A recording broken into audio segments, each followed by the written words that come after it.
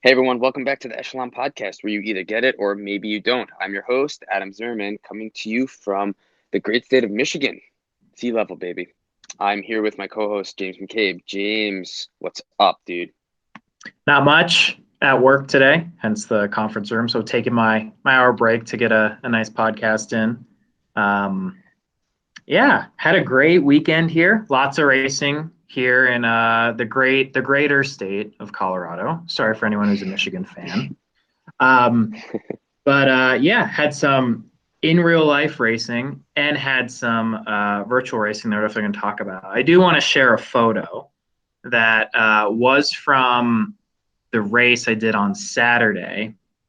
So you should be able to see that guy. But this was the start Ooh, line. yeah. So Wow. this is a single speed race here in Colorado. Look at that. Everyone's got a mask. Yours truly right here. So you got to keep this guy on. You can see all the Very cool. juniors too, all wearing masks as well. They did a nice job. They've been doing this kind of process all along. It's been pretty fun. Did walk away with fourth in the 16 person single speed field. So fun course over here in Broomfield, Colorado. But it was fun to get back out there. I think there's racing in a couple weekends here, and then Sunday took on the USA Cycling Esports Worlds qualifiers, and do have a lot to share about that. So, but when are you coming back to Colorado? Are you just going to hang out in Michigan for the remainder of the winter? What are you going to do? Yeah, right. I've been here a long time. I'm leaving this coming Friday, so that'll be like 3 weeks away. Looking forward to coming back and Yeah. hitting up some local trails again. Yeah, by the way, I'm gonna have to upgrade my, podcasting outfit because I think I wore this t-shirt last time and you're wearing this very nice collared shirt. So sorry, Thank y'all. you. You're just gonna have to, look at me in a t-shirt. No, yeah, it's been fun. It's been nice to get away, have a little help with Maddie and stuff like that. But it's Yep. also good, to come home and sleep in my own bed and just relax and get ready for the winter racing season. I haven't raced on Zwift now in like almost 3 weeks, and it feels weird. You probably So don't know what to do anymore now that you got back no. on there. Well, I've been Well, doing a ton of hours here, though. That's the thing. I've been doing a ton of hours. It's just like a lower intensity. I haven't really been pushing it too hard, and it's just a different feeling. Like I'm not. I don't have that sharpness, and everything is flat around here. So I've really just been um, just riding steady hard, doing some long endurance rides. But I've been feeling pretty beat up actually. I took yesterday off, and it's supposed to rain later here today, so I'll probably take today off too. And then we're gonna hit up some trails called the DTE system, which I'm really looking forward to tomorrow. So that should be a lot of fun. and that is all pretty much riding outside where you're living, right? Up there in Michigan, like you don't have to drive to the trailhead. You can kind of just roll out the door and go. No, no, it's opposite actually. So, Oh, my brother-in-law, he actually made a 1 mile trail in his backyard because they live on a bunch of acreage, right. and so I ride that a bunch. But almost aside from one little park, almost everything else you have to drive to, and it's over like 40-minute drive. Like Mhm. tomorrow, the trail system we're going to is like an hour and 40 drive just to get there. We live this area in central Michigan is pretty rural in general, and there's not too many trail systems, unfortunately. It's not like us. We're like, I think um, my brother-in-law was telling me 98% of the land in central Michigan is privately owned, and that's including Ooh, ooh, all the wow. public stuff you're talking about is regular schools, public buildings, all that stuff. So 98% is privately owned, which means there's just not a lot of outdoor rec areas, unfortunately. Well, if you're, I'm sure we have a couple of folks from Michigan listening to the podcast. 98% seems like a lot, but I wouldn't be too Yeah. surprised. I mean, it's a big state shaped like a mitten. Then you got that thing, right? The other hmm part of the state that comes Yep. across the top. The UP, Upper Peninsula. Yeah. There you go. See, you know more than me. I'm from New Yeah, Jersey. I man. don't. UP. I've only been to I think Michigan once, and that was Detroit, and I know that doesn't count. Right. Right. Speaking of Totally. things that don't count, let's talk about the qualifying race that happened for USA Cycling on Sunday. As of this Sure. recording, it's Monday, so it was just yesterday, pretty fresh. I participated in it along with 28, 30 other folks. You look at the signups that were on Bike Reg. you kind of had your usual cast of characters that you expect to sign up for a Zwift race, if you will. Plus, you had a handful of seasoned pros. You had the Williams brothers in there. You also had a lot of Project Echelon riders in there. So you had some folks that take the outside seriously and they're trying to bring it indoors. This was also on Road Grand Tours, which is a platform that I assume, like many listening to this podcast, probably are vaguely aware of it, but have never really participated and rode on there. I myself never rode on there until about 2 weeks ago. I know I talked about in one of the other podcasts. It might be something that I just ride on this winter just to kind of get away from the crowds that you see on the Zwift platform. I don't think there's a healthy medium between the lack of riders on Road Grand Tours and the overwhelming thousands of riders on Zwift. There seems to be no in-between platform. If there is one, I'm not aware of it. But yeah, USA Cycling chose to do a qualifying race there. It was on one of the Italian circuits, about 5 and change miles per lap, 30 miles total for the race with over 4,500 feet of climbing. That's brutal. Which is a lot, yeah. The course was pretty much a sharp climb up, quick descent down, gradual climb up, and another quick descent down. So you never really had a chance to settle in my opinion. Not to mention the race when it started was on the starting line was on the bottom of the hill, like of that very first long climb I just talked about. So you are sitting there, your avatar doesn't move. You're warming up on the trainer, all of a sudden go, and then you're just climbing a hill. The trainer resistance all of a sudden kicks on, and it was brutal. It was tough. The race was pretty much, in my opinion, there for 2 laps. For the first 2, you settled in, and then the last 4 laps was kind of people riding until the finish line. I did not make that front group. But you could see in Road Grand Tours the top 5 riders all the time. And there was a solid group of about 10 to 11 that stuck around for most of it. One thing that was very interesting is drafting on that platform. It's very different than Zwift. The way the avatar moves, descending is different too. It slows you down when you come into the turns too fast. Your power numbers turn red, and it throttles you back. It's just so different, right? And probably if I spent more time on the platform, I would have had a better result. But this was also only a course that you could unlock and access if you paid for the premium version of Road Grand Tours. They have like 3 or 4 real roads, as they call them, that are flat, that you can kind of just ride around. It makes like a nice big rectangle in like California somewhere. And that's about it. But, honestly, Adam, I didn't love it. I didn't love the way USA Cycling approached it. It was more 9 days ahead of the event. Hey, we're doing this thing. Go sign up here. $50 per rider to race, which is incredibly steep for a virtual platform. I don't think I've ever paid for a Zwift race outside of my annual or my monthly subscription to Zwift. I don't feel like I got $50 worth of race. There was $35. And the verification process was very similar to Zwift. USA Cycling sent out a Google Forms, and they said, fill this out. Your name, date of birth, USA Cycling number, your UCI number, weigh-in video, which, by the way, they use your weigh-in video as the example. What was that about? Like, you actually told me that. I couldn't believe that. Like, first, I don't think they need my permission because it's already on YouTube, right? So it doesn't matter.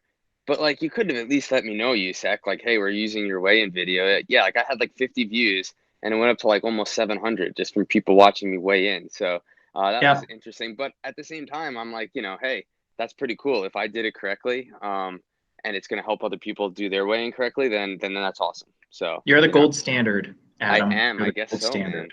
Man. Like, a year ago. I was done a year ago. So I haven't done a weigh-in just because I haven't been doing any pro races. But yeah.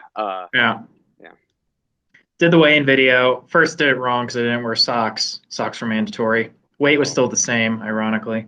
And then you had to do a calibration spin down and a video proving that your trainer was calibrated. I found that one to be pretty interesting. I ended up doing I used the Saurus app on my phone and just did a screen recording of it being calibrated and on the proper firmware.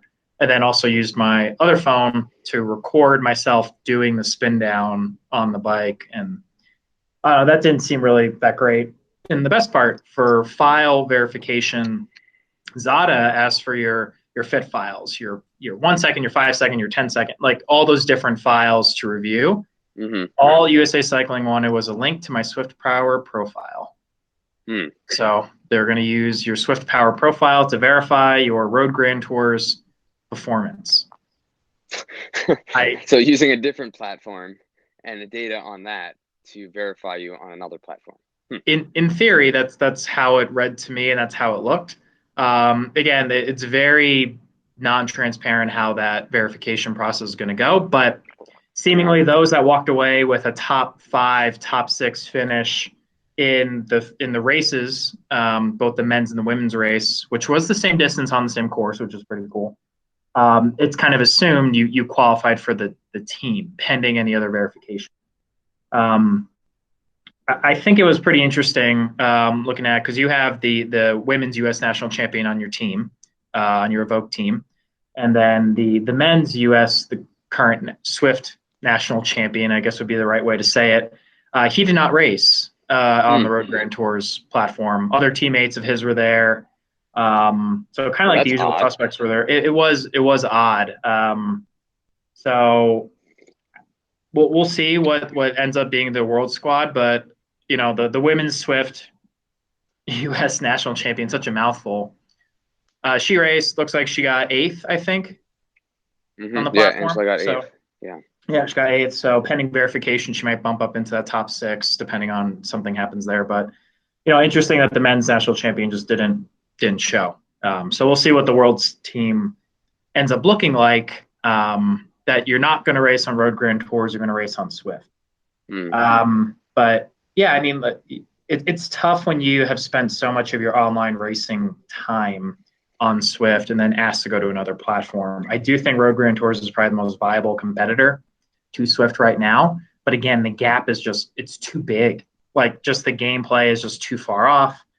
The racing experience is way too different. But if it is truly an esports world championships, we should, as esports riders, not tie ourselves to a platform. I think we all are, because overwhelmingly the community of esports cyclists, they like Zwift. They like Zwift a lot more. You've been on Road Grand Tours. You talked about that last podcast. You've done mostly solo rides. But I do think we'll see riders specializing in just platforms. Like, for example, your team, much like my team, we don't talk about what races we're going to go do on Road Grand Tours, right? Or any other platform. We're mostly just talking about what series on Zwift are we going to go target. Yeah, a lot to say there. The first thing is that going back to what you said about the national champion, whose name is Holden. I don't know how to pronounce Como, I think it is his name. Not racing on there, so he either one didn't want to race on the platform, two he's already got a shoe in for some reason. I don't know why that would be. Um, that doesn't really make any sense, Yeah. for the national champ not to race to go to Worlds, or maybe he just didn't want to. I don't know. But the thing is that the rest of their team raced, right? Or a whole bunch of Yep. them did. So that's really odd. I'm curious to see what happens there. I haven't heard anything from Angela's side, but it seems like she had to do the qualifying race just like everybody else. I wanted to get your take really quick, going back to what you were saying about the game and the dynamics and how it's so far off from Zwift. Do you think that this can be a viable competitor to Zwift if the game is polished a bit more with the drafting and the way the avatar moves? I know there's some like silly dance he does, right, when he sprints. I don't know if that still Yeah. happens, but yeah. So talk a little bit about that real quick. Yeah, I think it'll be good if I think Road Grand Tours can be a viable competitor for sure. It seems like they're hungry for more riders to be on the platform. They definitely want to advertise a lot more on the platforms. And I know they've been trying to get the USA Crit series. They definitely were on Road Grand Tours when they did their events.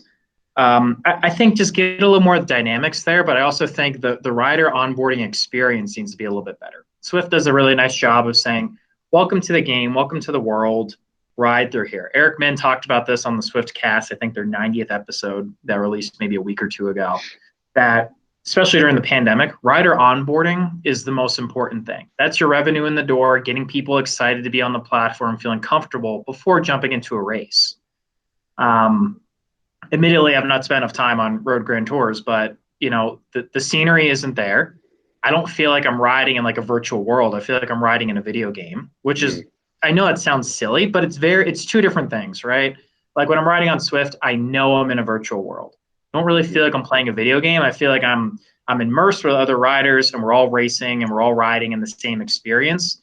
This felt like I'm controlling an avatar. And I know that mm, might sound a little silly because you're kind of doing the same thing in both. mhm, But I don't mhm. know, Swift, I'm just my mind is just so used to it, right? It's just so used to Yeah, like yeah. how those colors and the gameplay and everything happens. Um, yeah, I think Road Grand Tours they have the ability to be a racing platform, but they need to do a better job of saying this is what you can expect when you're racing. When you're bombing down a hill at 42 miles per hour and you come into a right hand turn, we're going to slow your avatar down to 17. And then you got to sprint out of the turn. In Mm, Swift, it's like you just go. yeah. Like Yep. you don't like your speed does drop, but you still go, right? Like Hmm. it doesn't, Hmm. it's not as obvious to you. And I think that's good. Like I think it's good to have those differences in gameplay. Yeah, the avatars, I thought my avatar looked a little overweight personally compared to my Swift avatar. Maybe the Swift avatars are a little too lean, but I think if they encourage more people to get on the platform and get more paying customers, I'm not going to be a paying customer of Road Grand Tours after this. I just Hmm. don't Okay. see the value in paying more. I don't see the value like of the handful of maps they provided me. I don't look at those maps and I'm like, yeah, this makes me want to go and do it again. Like just not interested. So like Swift has my $14.99 a month. I think Road Grand Tours is $10 a month. You can't be on multiple platforms at the same time. So, Mm. but we'll see. Like I know Project Echelon, they have a growing partnership where they've been driving riders more towards Road Grand Tours or racers, excuse me. So perhaps we'll see more events like the USA Crit Series pop up and get more people comfortable on Road Grand Tours. So You know, definitely in second place, but definitely a very distant second place. right, right. I think I did do a few rides on Road Grand Tours. I actually started. They sent me an invite through beta when it just first came out. Because Mhm. I've been following them for a while. And I did do some riding on it. I did a few hot laps in like this like kind of crit course, which actually I thought the graphics were awesome in that crit course. I don't know if you had, Yeah. it was, I can't remember, it was something Wharf, but it's really Oh, cool. Like at night, Canary yeah, Wharf. Canary Canary Wharf. Wharf. Yeah. So super cool graphics there. And then my team, we did a like a meetup event, kind of like a meetup race. There were a few bots in there, but they were Yeah. riding at like 4 watts per kilo, and we climbed Mont Ventoux. And Yeah. I enjoyed it a lot. It was only a few of us, so we really weren't drafting wasn't really essential when you're climbing Ventoux, aside from maybe the start. So I didn't really take into account the whole drafting dynamics of a big peloton. But I did Mhm. feel that the resistance was smooth and linear when I was climbing um, Mont Ventoux. I thought Yeah. it was actually, I felt Yeah. pretty good. My power was smooth and steady. But again, I was riding alone. I wasn't trying to catch somebody's wheel and sit behind them. So that's a totally different experience when you're solo riding compared to being in a big time race. Another point I wanted to add is that you said there was $50 to sign up for this race. I think that's absolutely ridiculous. I could see it being a little bit more of an understanding if it was on Zwift, where they have an established platform. It's been around for a while. The racing scene's been around, so you know what you're getting and you're putting your money Yeah. towards, right?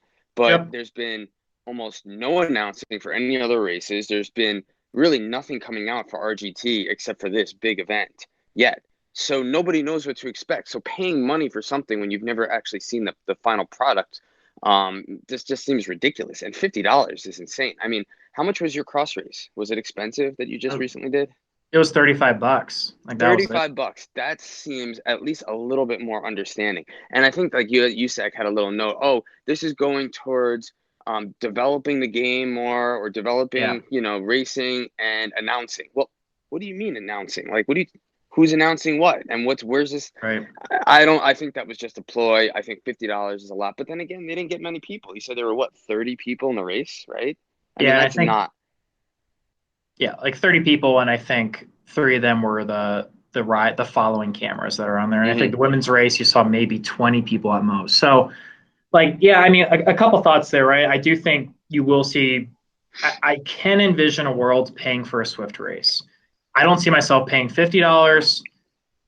I don't think all the Premiere events are going to remain free, Hmm. because the $50 is primarily a deterrent, right? If they made this a $5 race, everyone would jump on there. If they made Right. it a free race, everyone would jump on there. Right. $50 gets more people to say this is crazy. I've Yeah. not Yeah. I've not done any USA cycling this year because of the pandemic. I'm not Hmm. going to, like, it felt like a cash grab. Yeah. Totally Um, cash grab. Yeah. and a lot of people, myself included, were like, well, why are we doing this on Road Grand Tours? Why are we not doing this on Zwift? Mm. And a lot of the Instagram comments I saw from folks representing USA Cycling on Instagram indicated that Zwift just wasn't willing to cooperate and wasn't willing to meet whatever USA Cycling was looking for. I honestly don't. We don't know those details. I did see a bunch of USA Cycling barricades in the Road Grand Tours race, but okay. Um, I so mean, just how hard it is just to get team kit for a new rider. I can see how difficult it could be to put on a major event like a World Championships qualifier, But we don't know all the details, so it's hard to like completely comment yeah, on that. But but well, just last point on that. Like I've seen, like, yes, it's hard to get a kit. Yes, it's hard to get an event on Swift. Yes, they're extremely short staffed for handling racing in particular. And besides, they're all wrapped up in the Swift Pro League. Like that's kind of where their thinking is right now. And Swift is already, locked in with the UCI to host the World Championship. So from their point of view, it's kind of like, hey, USA Cycling, do whatever you want, give us a list of riders, and we'll handle it from there, right? yeah, yeah. At the end of the day, I think I'm excited that there's another platform coming out to try to Yep. battle Zwift. We need that, and there's a reason why you have Fortnite and PUBG and all these other cool Yep. like gaming platforms out there, is because you need people to specialize in things. And that's a question I wanted to ask you is, do you think once we do have a viable competitor like RGT and it comes up to the standards that Zwift have set, can you see riders specializing in both? Because you can only be good at so much stuff, right? You can be great at least in my opinion, you can be really great Yep. at one thing, but you can't be like amazing at so many different things. And I don't know if that works for the gaming world. I'm not too into it, but I'm sure that there are people who play Fortnite and PUBG, and there's some who are really good at both, but some who are really great at just one of them. Can you see that same kind of dynamic happening with riders who are on Zwift currently racing? That they're going to go over to this thing and they're going to dabble in both, but they're going to specialize in one of them. And then the other question to that is, which one's going to hold more weight for what championships? Which one's going to make more of a difference, right? So like right now, if we look at in real life racing, if you're a UCI world champion, whether you're a Masters, whether it's the elite race or anything, that holds a certain amount of weight to it, right? If you're a world champion or a national champion with USAC or any other nation out there in the world, Right. how are we going to hold this kind of weight and this amount of feeling towards both programs, and which one's going to mean more? How do we determine that and distinguish it? It, yeah, I mean, like it's the UCI mountain bike worlds just wrapped up, right? And you had your traditional downhill, cross country, e-bike categories Yeah, out yeah, I there. saw that. Like you don't see the downhill riders racing cross country and vice versa. But at the same time, this is the same discipline, just a different platform. Hmm. Um, I think you can see specialized riders on each platform. I think it's more around what is the reason for, like, we saw this with other competing products early on. Everyone thinks of CVR, right? And CVR Arcade. They did just rebrand. I got a Facebook notification. I missed the name. But like they basically went to the Swift community and said, come try our platform. Hmm. That that doesn't work. Because the problem is like Right. The Swift community is so in love with that like they're in love with the product. People love They're Swift. embedded in it. Yeah, It's totally. social, right? Like I'm gonna go home today. It's a rest day. I'm gonna do an easy hour on the trainer. I have probably three platforms I can choose from: Road Grand Tours, Swift, and you could say CV Arcade. I think I might even still have it on my computer Oh somewhere. my gosh, what? Yeah, I Interesting. know,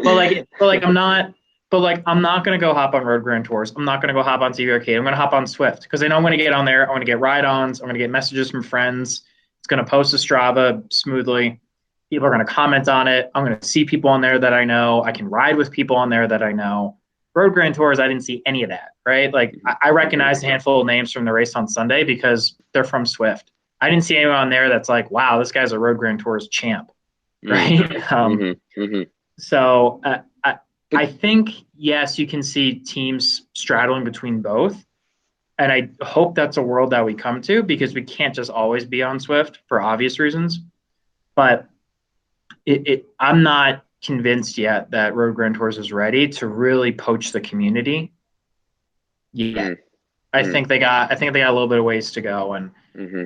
I'll Mm-hmm. be honest, this Sunday's experience did not really make me want to go back and try again. Mm. So Yeah, it's gonna be interesting down the road and to see where this goes and how many people actually switch platforms on a consistent basis. Where, like you said, when they get home from work, they're gonna go straight to RGT or they're gonna go straight to Swift or another one, right? yep. Because right now it's still like, yeah, just go to Swift, do what you got to do.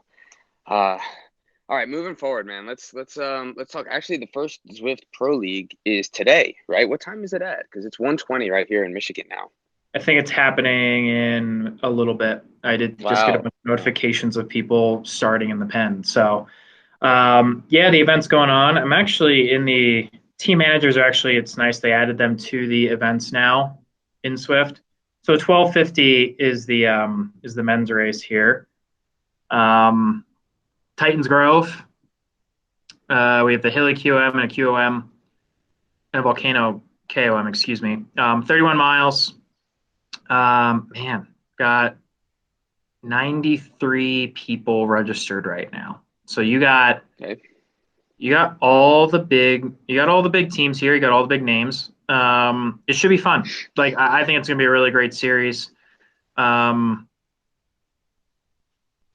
yeah, I'm excited for this series because Swift is putting in a lot of energy. We talked about this last week. They put in a lot of energy into really getting people comfortable with this race, right? And Hmm. really just trying to make them say this is above and beyond anything we've done before. I think we're going to see a lot on Swift socials in the next hour. How they're trying to market it and hype it. But I'm really curious to see what does it look like after the event, Mm. right? All the marketing, all the hoopla. Um, yeah, it should be. I'm excited. And there's also it's a pre-verified race, right? So everyone has gone through equipment checks, height and weight checks. Like this is the most you should feel the most confident watching this race compared to any other Swift or any other digital race we've done before. Mm. And that's what you got to hope for, right? That Zada did their homework. They verified all the riders, said everyone was good. They went into excruciating detail and even just the request forms we had to send over to get a roster over there. So this is where you'll really understand who's real and who's not real in some of these Mm. races, I think, coming up. Yeah, I'm excited, like you said, because they put a lot of work into this. So I'm curious to see what the end result is in terms of from a marketing standpoint, if anything has changed. Um, one big question I do have is is this going to change the way the race dynamics are because everybody is verified, like you said? Because Titans Grove, right? Not any major climbs. What is it, like a 3 to 5 minute climb, something like that on there? But Yep. it's a flat sprint finish, right? So it's just going to be another one of those attrition races where 90 riders start, it whittles down halfway to 50, and then we get a 30 bunch sprint at the end. Is it going to be like that? Or have that's a big question I have. Is this game going to change because of the verified riders, or just going to be the same old Swift racing? Only time will tell. The last part you said about everyone being certified and we know who's going to be legit and not. I really don't think there's. I think there's such a small pool of people who actually care. You know, if Yeah. you ask most people who are actually watching this, is that really what they're thinking about? Oh, is this guy legit? Oh, is this female gonna is she good? Is her numbers good? I think people just want to watch a good race more than if they actually care about who's legitimate or not. I think it's the teammates of the riders who are in it.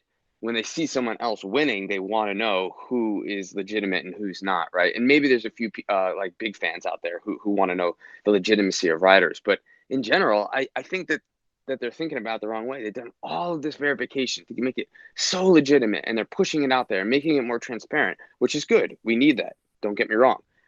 But at the same time, we need a fun watching racing experience, or it's just going to be the same old thing on Zwift. Yeah, and I hope we have a really like. I've always enjoyed watching Swift racing when they do it online. I actually did not watch the USA Road Grand Tours qualifier on Facebook yet. I know they did broadcast it, so I am going to go watch that back and see what any differences were. But um, Swift is sinking in a lot of money and a lot of time into production. You look at some of the job openings they have online, it's all around senior producers, interviewers, and my inbox is full of emails from Swift being like, here's some team questionnaires. Like, if one of your team members gets in the top three, can you, as a team director, jump on a call immediately after for an interview?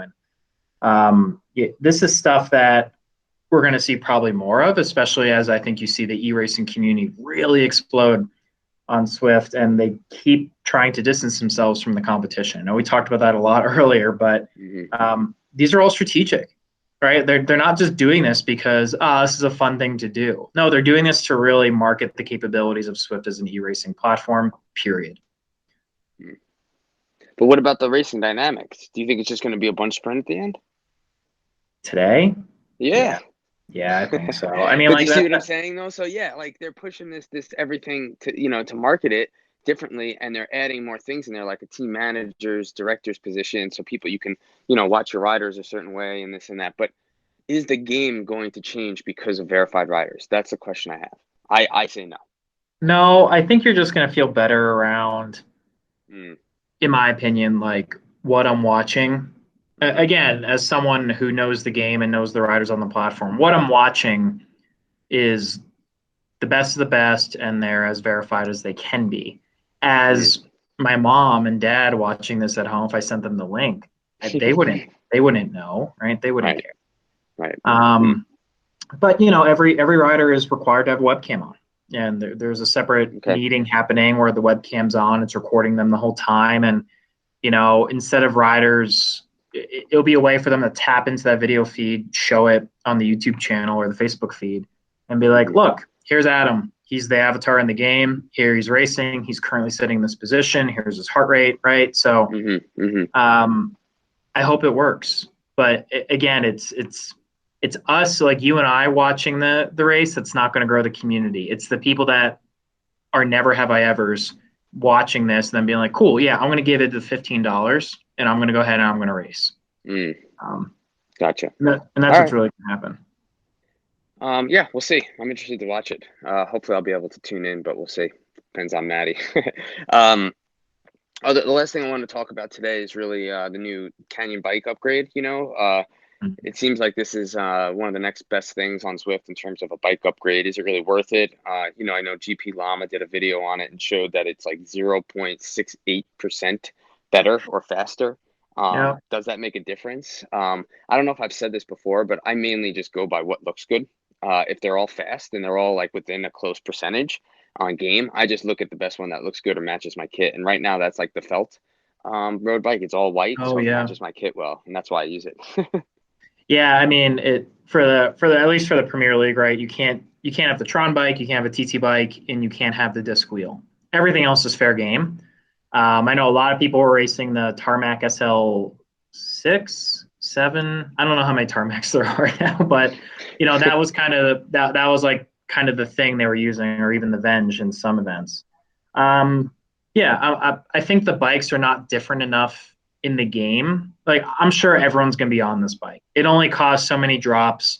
Every Swifter who's in this event has millions and millions of drops that it doesn't matter if they just go get it and never use it. Mm, Right. I personally think bikes are silly in Swift because, other than how it looks against your avatar, I've not noticed a great difference. Right. Everyone likes the Tron bike because when you're riding it, you see a glowing wheel. Right. right, But right. when you're on a Madone or you're on a Cervelo, it's just the color of the frame and a black wheel. Right. Mm-hmm, So, mm-hmm. yeah, but like it's the same reason why everyone wants their jersey in game, right? Which is painful. I did see a handful of jerseys get released. The Legion of LA, they had a nice kit get in game, so they look really nice in the game right Cool. now. That's good. Yeah, but that's not easy work for those graphic designers to get all that in there. And I know Zwift loves for all these challenges and Zwift academies and all those things to have a custom kit that you Mm. can unlock. And I think that's a really good topic we should bring back in a future podcast is like, who cares about that stuff? Like as the average Swifter, right? Like, do you like people want a jersey, but why do you really want the jersey? Because it's hard to get certain jerseys. Like I remember doing the Korea tour at some point Hmm. on Zwift. It was just like a 5 or 6 a.m. time slot during the week. That just worked well for like waking up before work and just getting in a quick ride. And I unlocked that kit. It has a flower on it. It's green and it's pink. I've never worn that kit again. Granted, I have the draft kit, but like I don't think I would go back and I'd be like, that was a really great kit that I just unlocked. I can't wait to throw that on today. Like I spend Hmm. very little time in the garage. And maybe Yeah, so that's do I. still where Swift's opportunity lies is you're actually in the garage and you're actually, looking at that Canyon bike and you actually really want to get it and you want it to match your kit for whatever reason. Um, Hmm. I've not, like the Buffalo bike, the World Bicycle Relief Buffalo bike that everyone likes. Like when you do, I've seen group rides where people are on that thing and You look climbing. silly on it. You do look silly on it, but like that's the Yeah. most obvious. I think there was a tricycle at some point, Yeah, there maybe, was. Yeah. but it's like Huh. that's on the road side, like that's on the cycling side of Swift. There's the mountain bikes that I don't know, it's mountain biking, right? You grab the Scott Spark if you want to go do the gravel circuit in the jungle. And then on the running side of the fence, I've not been on there running in a while, but like it's just you've unlocked a pair of Hokas, you unlocked a pair of Nikes, you've unlocked pink shorts. It's like I okay, like yeah. I kind of wish it was a little bit more customizable just with small things. Like I wish I could just design my own socks or something. Because that's something that I see the whole time when I'm riding, right? Especially when ooh, climbing up yeah, in the saddle. That would be cool. Like just let me add my own stripes in there. Or let me like the Zwift orange hat. Let me change the colors of that and add some stripes to it myself. right, Like right. I ran like 50 miles outside, not in one day, like in over a course of a few months. Like I don't run much, but like just so I could get the white headband so it would match my kit. Oh And it's yeah, like it'd be like I wish those things were just a little bit more easily accessible or customizable. But for the most part, yeah, it's like I think the racers just care more about performance and racing. So, you know. But I think there is a big group on Zwift who do care about those kind of those certain jerseys that they did, like the outroot, or is that how you pronounce it? Outroot, I think it is. Where they got like a certain kit for finishing it. yeah, The only other kit that I actually would want to wear, even though I don't because I want to promote my team, is the turbo that someone created, G Leo created. yeah. That's the only other one I'd really want to wear at some point. I'll probably just do it in a race just for fun once in a while. But yeah, aside from that, I could care less. Yeah, I mean, like you think about going back to yesterday's Road Grand Tours USA Cycling qualifiers, right? Like they had the barricades in the game with USA Cycling, the nutrition sponsor, and a handful of other like USA Cycling standard sponsors that, Hmm. I want to Hmm. say Volkswagen, but I'm not sure if they're still a sponsor of USA Cycling. But that's the exact point, right? I saw those barricades while I was riding in game.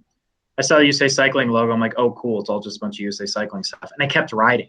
My avatar was wearing a Drops kit, which is Mm. great. I love that kit, but I didn't choose that. I did see that Dirt had a kit in there. Project Echelon had a kit in there, but Draft did not have a kit in there. But here's the thing, right? Like Draft, we have very few sponsors today. They Hmm. obviously the traditional way thing about a cycling club is we're going to put your logo on your jersey. We're a rolling billboard for you. In Swift, and especially in these racing events, where Swift will be zooming in more on the rider and talking about the rider. There's a lot of real estate on that avatar that you can actually start to consider about sponsors.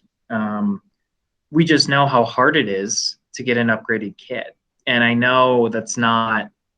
I'm sure Swift is working on it, right? But Hmm. it's you know that's where like that's where like the evolution really becomes, right? I'm going to upload a vector file and there's my kit, it's on the avatar and go. And that's where the advertising is going to be, especially in these races. Same thing with like the billboards, like around the crit, like when you do crit city, it's all Swift, billboards and things like that. And I'm sure they got a plan. right? I'm sure Mm. they will start selling that to a handful of sponsors at some point, right? They want to become a very large company. Yeah, I Yeah. could totally see that. Like buying real estate in the game. Like, so let's say like Canyon, just using them as an example. Like, let's say you go through the Canyon tunnel and it's completely filled with their logo, like for like a Yeah. half a mile or something like that. Yep. So I could see companies. I don't know why Zwift hasn't capitalized on that. They could easily charge, certain strips where, like, let's say you were climbing a part of the Alp, and that switchback is like the Cervelo switchback, and it's like their whole logo painted on the road or something like that, right? You could Yep. totally sell that, and that would be a great way for the company to market because you could actually see it as you're riding, and it'd be a way for Zwift to make money. But I don't know, with 450 mil in the bank, I'm sure they really don't. Maybe they don't care as much. I think they got a little So bit more than that in the bank.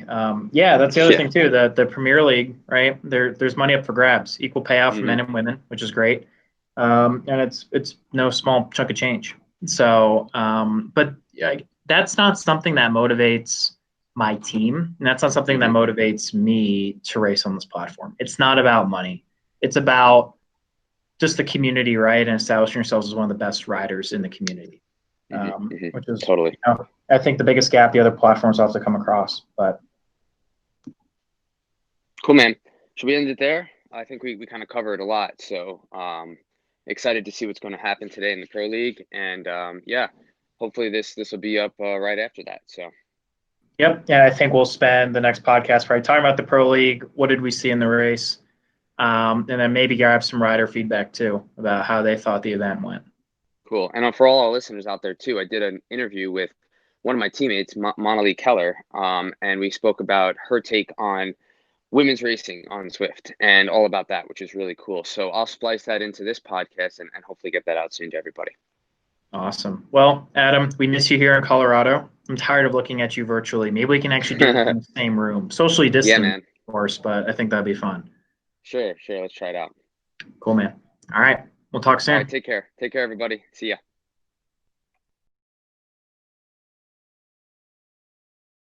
Super stoked today. Have a really cool guest on the show. My virtual Zwift team 8, I guess you would say, Monilee Keller. Welcome to the show. Thank you, Adam. Cool. So, before we talk all about Zwift and racing and everything, let's just get a little bit of a background of who you are, where did you grow up, and how did you get into the sport of cycling? So, yeah, so my name's Monilee Keller, as you know, and I am, well, who am I? I am a mom. I have 3 young girls, 3, 6, and 9. I also I'm an engineer, but I run a business at Microsoft. I work at Microsoft right now. I'm living in Seattle, Washington. I grew up in Nova Scotia, Canada. I've always enjoyed playing outside and being outside in nature. So I kind of grew up running around in the woods, riding horses, and having fun outside. Awesome. Yeah, cool. So how did you get into racing bikes, or were you doing a different sport before that, or? Yeah. So when I was young, I was into running. I did a lot of running when I was younger, and then through university, I played varsity soccer and basketball. After university, I was looking for something interesting to do, and I stumbled upon the sport of adventure racing. And in adventure racing, you have to kayak or paddle, be able to navigate through the woods, so a bit of orienteering on your own, do some rappelling or rock climbing, and mountain bike. And I was doing everything but mountain biking. I had no idea how to bike or mountain bike, so I had to learn. I did, as part of learning, I signed up for a race in Costa Rica that was across Costa Rica from coast to coast, and it was absolutely amazing and got me totally hooked. It's awesome. Yeah, it's funny how we all have our silly quirks in terms of getting into a certain sport and why we do it. And I think you're actually the first person I spoke to who said they got into it because of adventure racing. So that's really interesting. um, Adventure racing is cool. I've actually done one race before with my wife, who was my girlfriend at the time. It was a swim, a bike, a run, and orienteering. And so we had a whole bunch of people doing different things. I, of course, did the bike section, but yeah, but it was super fun and a different type of endurance in a sense. Oh, so when you did it, you were doing like a relay event with the team where you each could pick a different sport. That's kind of cool. Yeah, so and it was actually quite long. I can't remember the distance of the bike, but it was about 25 to 30 miles, somewhere around there in terms of the bike section. And then the run was a half marathon for my wife, which my wife did. We had a friend who was a swimmer in college, and she did the swim, and it was like 2 miles. It was a really long swim. Uh, and then we had another group of ladies, and you can pick two people to do the orienteering together, and they did that section. So yeah, it was a relay, and you had a little bracelet. It was pretty Oh, cool. cool. Yeah, when I didn't do the relay ones, it sounds really awesome. We had to do there was four of us and we had to stick together the whole time. And so it was basically you go as fast as your weakest link on any of the legs of the journey. And then they would range from I think the shortest one I did was 6 hours and the longest one that I personally did was about 48 hours. But you can go up to 6 days long on some of these events. It's pretty intense. Wow, that's definitely a super endurance adventure for sure. I think that's really cool.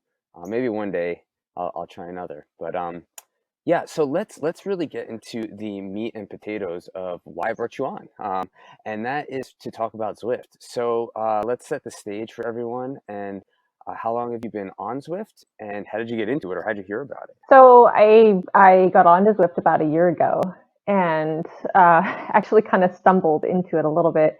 So I was riding at the time for the winter training. I had been on a CompuTrainer inside, and just a little bit of context. My youngest is 3, and so about a year ago is when I was like, hey, I really want to start getting back into racing shape and start really racing again.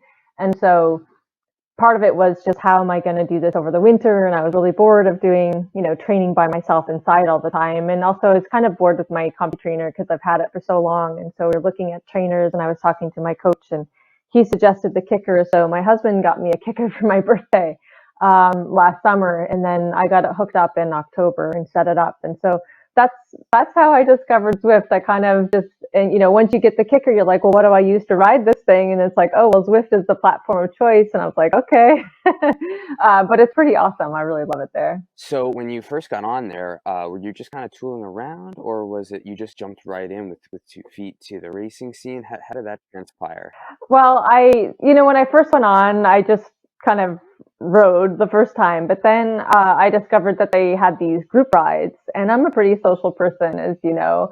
So I said, hey, that looks like fun. I want to do some group rides. And I was lucky. I stumbled upon some really great group rides in my first months on Zwift, and it got me totally hooked. I mean, Zwift is a great platform, but it's really the community that makes it outstanding. And the people that I've met on Zwift are all just amazing, both amazing riders, just amazing people. And so really, the group rides were pretty fun. And then I discovered that they had races, and that was fun too. And I would I would enter some of the races mixed initially because I didn't know that they had women's only races for a long time.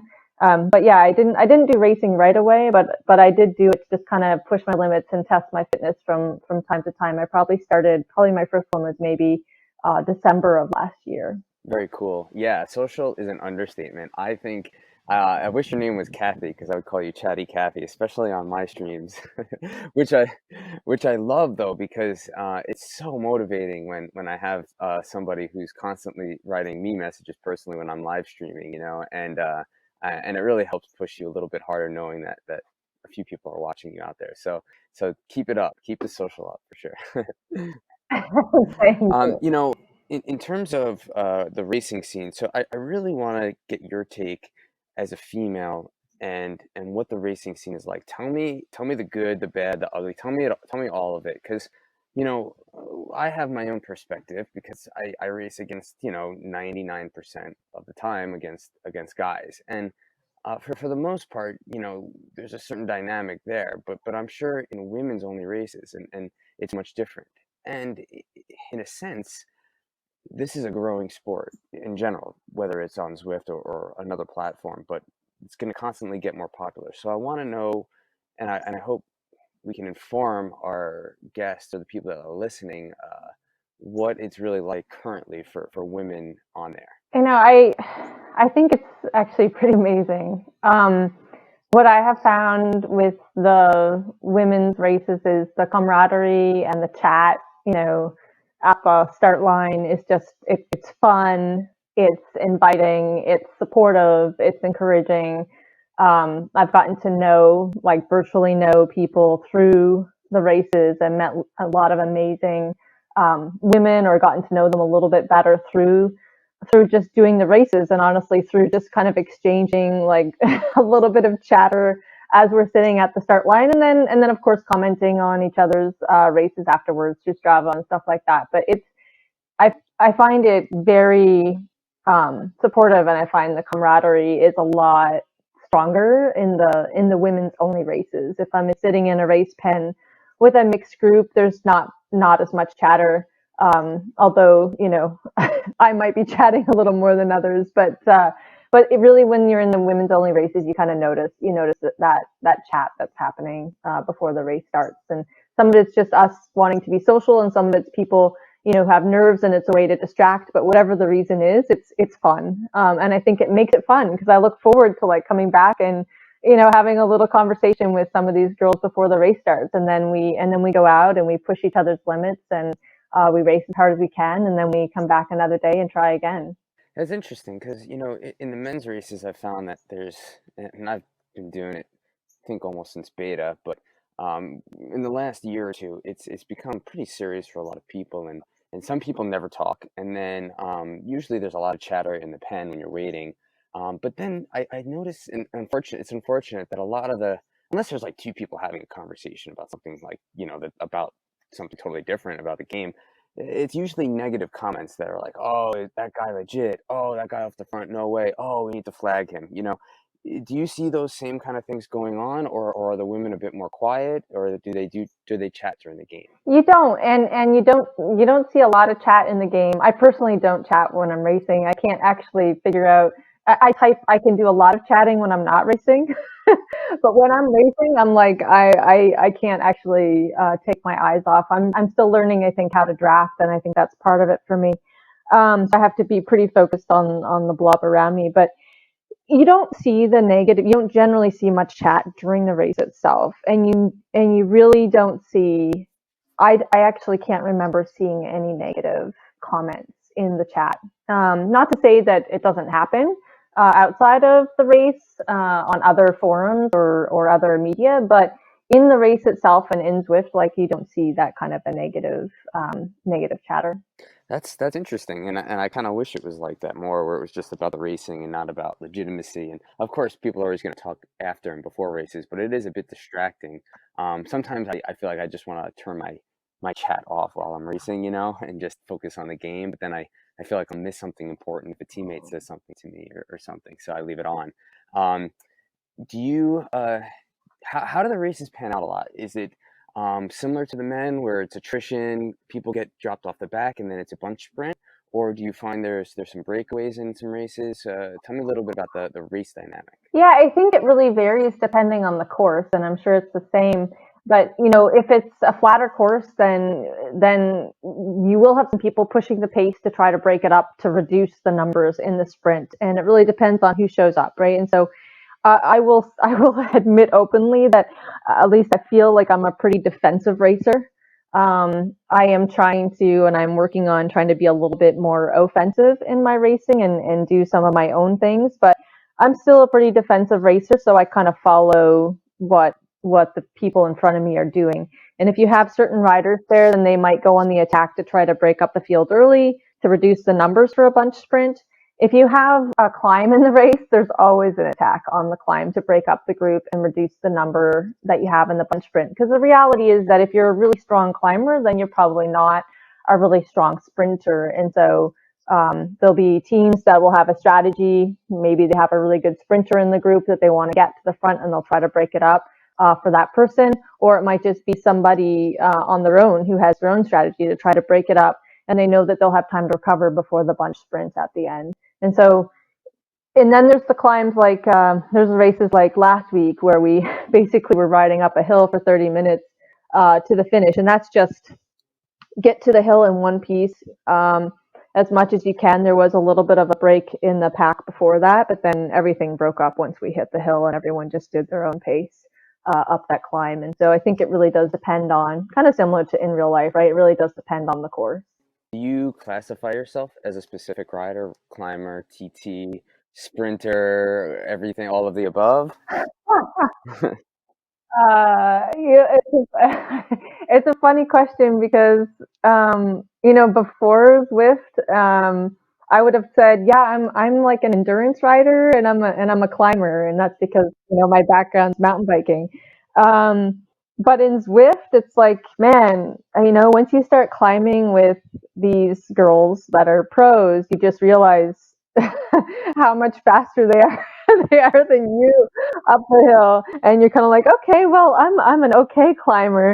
The funny thing for me though was I didn't know that I was a sprinter, and I have the power because you're a mountain biker, so you have to be able to get up the short, steep stuff, and so you have a really high amount of power in order to power up the up and overs, the technical bits, whatever it is that you need to on your mountain bike. And you're not sprinting when you do that, but you definitely need to push a lot of power for short periods of time on the mountain bike in order to do well in mountain bike racing. And so when I got on Zwift, and every once and then I'd try to do a sprint, and then somebody told me one day, one of my girlfriends said, hey, you have sprinter power numbers, like that you're a sprinter, right? And I was like, really? I'm a sprinter? And they're like, yeah, you're a sprinter, you should try sprinting at the end of the race. And I was like, oh, I should try sprinting, okay. And then I was trying to figure out how to sprint. So I have like no tactics. I'm learning the tactics of how to sprint, but it's been kind of a fun journey and something new that I discovered about myself that I didn't really know before Zwift, and it was kind of a fun discovery. That's awesome. Yeah, it's kind of like you're figuring it out as you go along, instead of just uh, you know, I'm only a sprinter. I can only do the flat races, right? It's like, I like to do it all. It's fun. do you race women's only races? Do Yeah, you I jump do. in I do men's both, and races? so I think, as I mentioned, I started out doing the mixed or the men's because I didn't really know, and then this summer I got really into the women's scene, and I was doing a lot of the women's races, and I kind of stopped doing the mixed races because I was had a pretty busy calendar just doing the women's only races. Late this summer, a good friend and one of your friends too, Laura, was encouraging me to try doing the men's races, the A men, and I'm classified as a B in the mixed category right now on Zwift Power, and I was like, really? I don't know if I can do like an A men's race. I'm classified as a B, not an A. But she got me into doing that, and that was pretty awesome because it is different, and it allows you to work on different power numbers. So your 1 minute power, depending on the course, right? Your 1 minute or your 5 minute power. I find that I have to do a lot more work at those numbers in the A men's racing. It is a different style of racing. Totally. Yeah. Yeah, you did pretty well in that one race that we did together. I was impressed. I think you were the final woman the female to stay in there, which was super cool. Yeah, it was fun. I was happy with that. Tell me about what's going on currently with you and your racing. I know there's a lot of big talk about some pro races going on. So what's your schedule looking like for this upcoming winter? Yeah, so I'm super excited about the Premier League that's coming up. So that's on my calendar, and that'll be Mondays. And then I also do a team time trial on Thursdays as part of the WTRL Premier League, or I guess they renamed it to Platinum. Um, and that's super fun too. We have a great group of girls, and we go out and push each other, and the teamwork is just amazing, and we laugh and we That's great. swear, and Yeah. and we have a lot of fun. So that's my Thursdays. My Thursdays are doing that, and then I don't know. I do a long ride on the weekend. Saturday is usually my day to hammer out 100 miles or so to get some base miles in. And I'm not sure there's an option for me to add a third race to my schedule, and I think I'll just kind of see what's out there, see what happens, and do what looks interesting. I'm not sure yet. Are you nervous about any big pro races on Swift compared to these community ones? I mean, I think the competition is going to be good, which means it's going to be hard. Um, I always get a little bit nervous before races, Hmm. but you know what the great thing is about Zwift? Like, I don't have to travel. I did not take away a huge amount of time from my family. So if I totally poof a race, it sucks for me.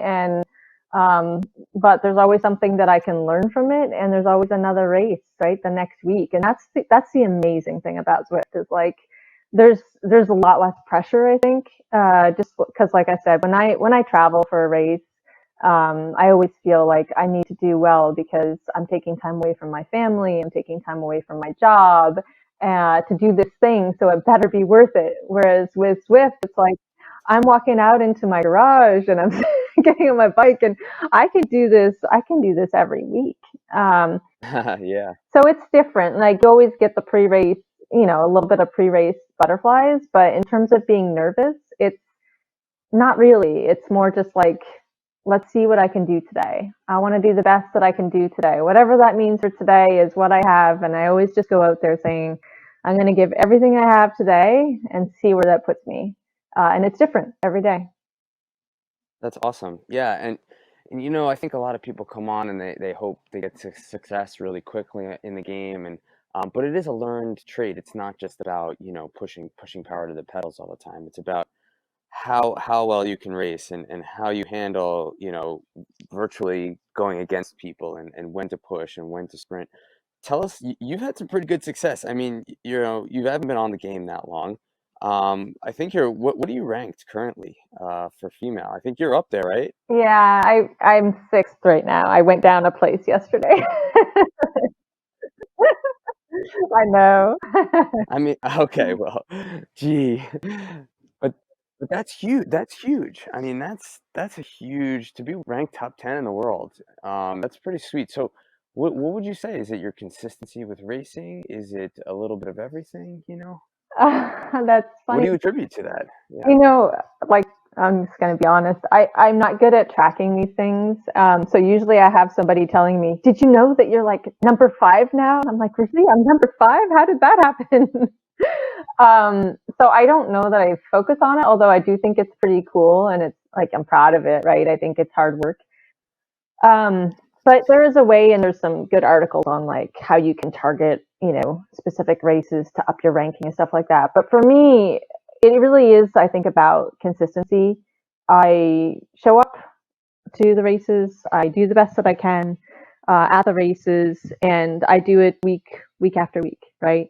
And so I think that's a huge part of it for me. And the other part of it for me, honestly, Adam, is that it has to be fun, right? If I'm not having fun and I'm not learning and I'm not finding joy, um, then there's no point, right? Like, who cares where I am and where I'm ranked, right? Like, if it's not actually enjoyable for me. So a big part of it for me is I've just been following the joy. Um, That's great. That's great. No, it's so great to have that type of attitude, and that's probably why I break out into some dance parties during my streams, is just to keep it silly yeah, and keep it fun. yeah, It's totally. like, um, I tend to personally be way too serious about racing, whether it's on the mountain bike or on Zwift. And I think for some reason, I don't know why, but after I had my kid, I've just become a little more silly with the game, and I'm enjoying it more, which I think is just so important. So I'm glad you brought that point up. Yeah, kids do that. They find joy in the smallest things, and they just remind you, like, this is what life is about. A couple more questions for you. One is, getting into the game. If when I started in beta, there was a very small racing community, and an even smaller pool when it came to females who were racing the game. And it's grown exponentially, especially with the pandemic and everybody being indoors so much that the game has just exploded in terms of how many people are racing on there. And it can be overwhelming at the same time. What are some tips for females specifically that you would give about, they're just signing on for their first B or C race or D race or something like that? Yeah, in terms of your first race, I think there's a couple things I would say. But in terms of the first race, I think, especially if it's your first race, it's kind of like, well, first be ready for a hard start. No matter what level you're racing at, the start's gonna be hard, and just think about it 1 minute, 1 minute at a time. So hang on to the pack for the first minute of the race, and then the second minute, and then the third, and hang in there, and think about drafting, and how you can use as little power as possible. It's something I focus on all the time, and I still have not mastered it, but just think about how you can save your power reserves. And when it gets hard and you're going up a hill and everyone's pushing, again, back to the 1 minute, right? Like, can you just hang on for one more minute? because every minute that you can hang on is a success. At least that's how I look at it, especially if I'm in a hard race. It's like, okay, I made it one more minute. Like, that's one more minute that I'm not by myself. That's one more minute that I'm in the pack getting this awesome draft and I'm actually saving energy. And that 1 minute is a victory. And so I would say, look for the victories along the way. And if you get off the back, then start get some new goals in terms of your victories, right? Like, are you going to go for a power number? Are you going to just recover, wait for the next group behind you? Like, what is it that you're going to do to push yourself? And because I think that's why we're out there, right? Like, we're out there to push ourselves. So what is it that you're going to do? Like this week, I was all by myself climbing up that hill and everyone was kind of by themselves. And then it was just kind of a mental game. Like, how long can you hold on to the power? What are you going to do to keep yourself motivated up the climb? How do you start to feel when the person behind you starts to gain ground? Like, it's all just in your head. And so it's a question of how do you motivate yourself, right? How do you keep going? And I think that's, if I was thinking about like the first race, it'd be like, go into it with that mental attitude, and I think you'll have a great race no matter what happens, no matter where you place. That's awesome. That's such great advice. And it's funny is even in game, it's so more internal and intrinsic compared to being outside. When you're suffering with a group of people outside, it's a different feeling than when you're looking at a bunch of virtual avatars. You know that they're probably suffering out there, but you don't really. But they look so cool and calm and collected. Don't they? They're drinking a water bottle, right? When you're like 190 beats per minute. Yeah, I love that part, you know. But it's this different feeling of like you're suffering alone, even Yeah. though you're with other people. It's only you in the game, and you need to figure out a way to suffer in game differently. And I think that's a really cool thing that it's brought to this esports in general. Yeah, and I think it pays dividends outside. So I will tell you, like, I started racing, I think, in December, and it just started cracking into the racing. But I was doing a lot of long events like fundos and stuff like that with a great group of guys, 100-mile like fundo where you're trying to hang on to that front group or a group for 100 miles, so you're not by yourself. And it really helped me. I was lucky because our mountain bike season starts in January here in Seattle. So I got 5 races in before the season was shut down.